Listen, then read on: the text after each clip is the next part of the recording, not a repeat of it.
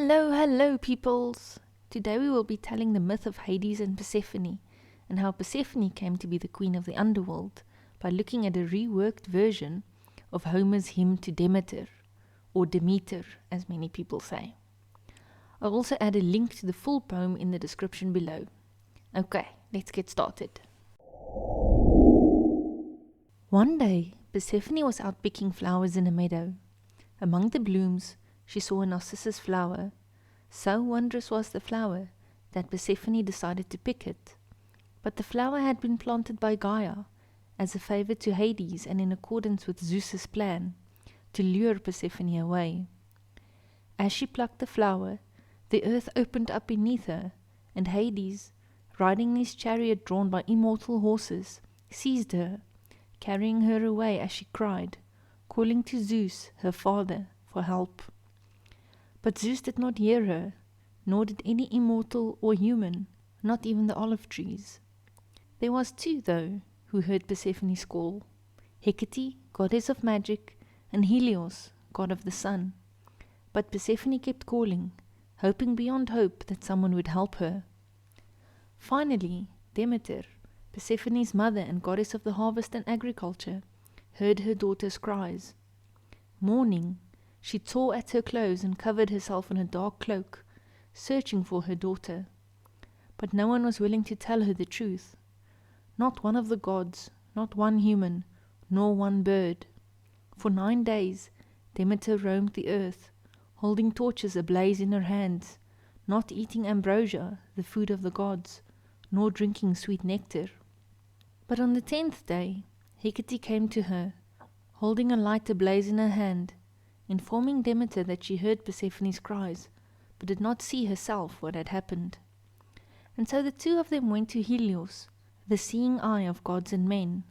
Standing in front of his chariot, Demeter asked him what he had seen, who had taken Persephone by force. Keleos answered, saying that Zeus himself was the only one responsible, having given Persephone to Hades as his wife.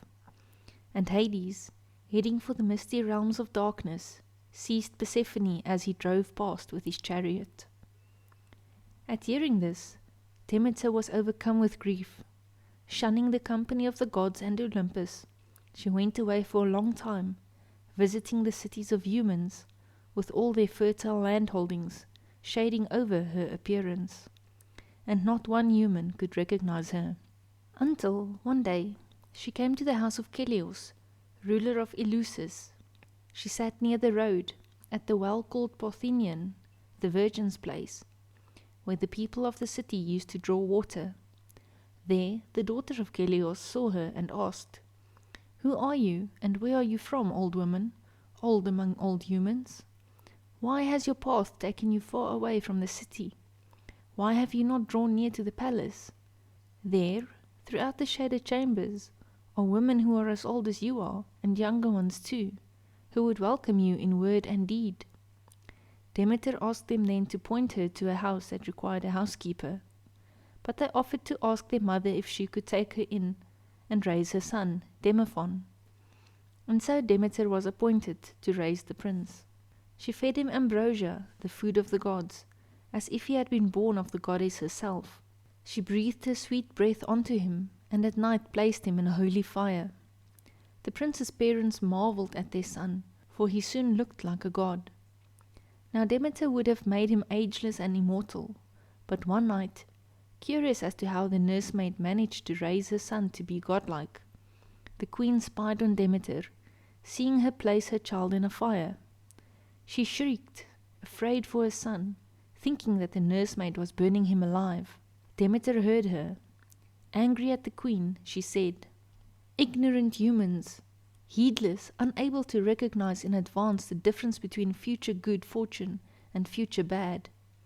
In your heedlessness, you have made a big mistake, a mistake without remedy. I swear by the Styx, the witness of oaths that gods made, as I say this: immortal and ageless for all days would I have made your little boy. But now there is no way for him to avoid death and doom. I am Demeter. I am the greatest boon and joy for immortals and mortals alike. Build me a great temple with a great altar at its base."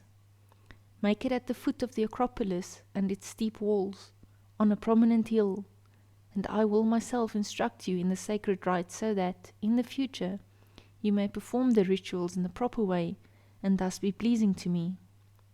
So saying, the goddess changed her size and appearance, shedding her old age. She was totally enveloped in beauty, and a lovely fragrance wafted from her perfumed robes. Her blonde hair streamed down her shoulder. The radiance of her immortal complexion shone forth from the goddess, filling the palace with light. She left then, leaving the prince and the queen, whose knees buckled beneath her in shock of what had happened. The next day, she and her daughters told Keleos, the king, what had happened and what the goddess had instructed them to do. The king listened, and his people built a temple for Demeter, exactly as she had told the queen to. And when the temple was built, Demeter went inside and shunned the company of the gods, wasting away as she mourned for her daughter. In her grief, plants stopped growing. Humans planted seeds as they always did, but all in vain, for Demeter did not allow them to grow. And so a great hunger spread across the world, threatening to destroy humanity, and in their desperation, they ate the meat that they were supposed to offer to the gods. Noticing what was happening, Zeus sent Iris, goddess of the rainbow and messenger of the gods, to fetch Demeter, but Demeter would not listen. So Zeus sent one god after the other to fetch Demeter from her temple, but each one failed, for Demeter swore that she would only rejoin the gods on Olympus and send up the harvest of the earth if she could see her daughter.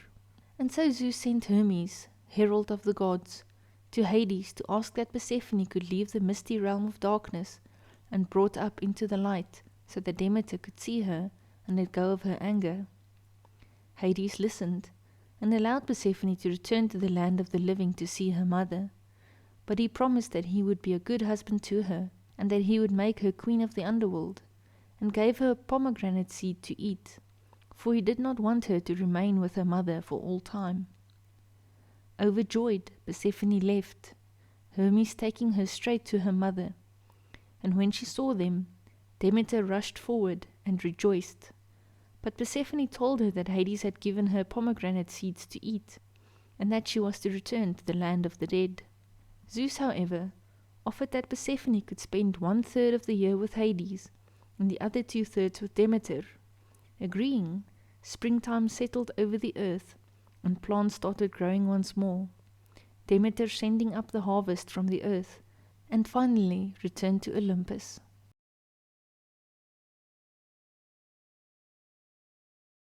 Thank you for listening. If there are any myths, gods, goddesses, or creatures that you would like me to feature on this channel, please leave a comment down below and I will gladly make a video for you. Till next time, bye bye.